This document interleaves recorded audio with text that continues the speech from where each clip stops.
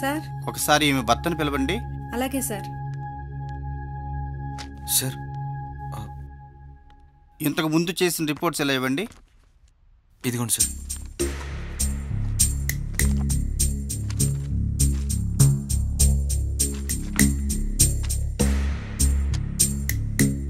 Reports అన్నీ check చేశాను.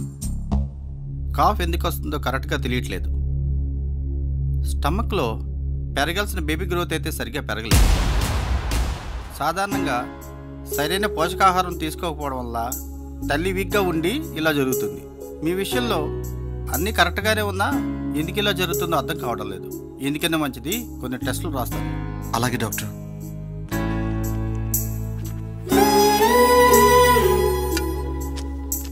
ఈ టెస్టులకి కొంచెం ఖర్చు ఎక్కువ అవుతుంది.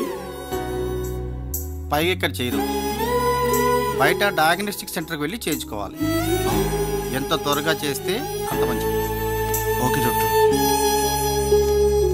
వస్తాం డాక్టర్. సరేనమ్మా.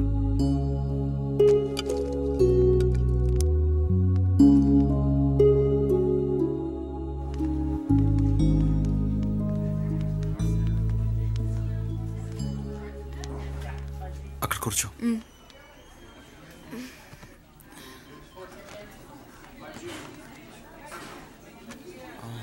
ఈ టెస్ట్లు చూడండి. బిల్ ఎంత అవుతుందో చెప్పండి. 45,000 అవుతుంది. అంత అవుతుందా సార్? అవును. ఒక్క నిమిషం. దేవకి, నీ దగ్గర ఉన్న మనీ ఇవ్వు.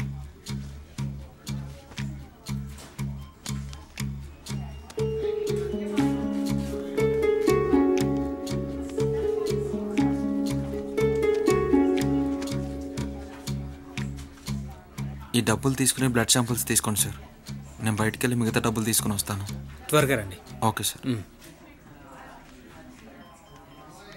నువ్వు బ్లడ్ శాంపిల్స్ ఇవ్వు, నేను గోపాలన్నతో మాట్లాడొస్తాను. జాగ్రత్త.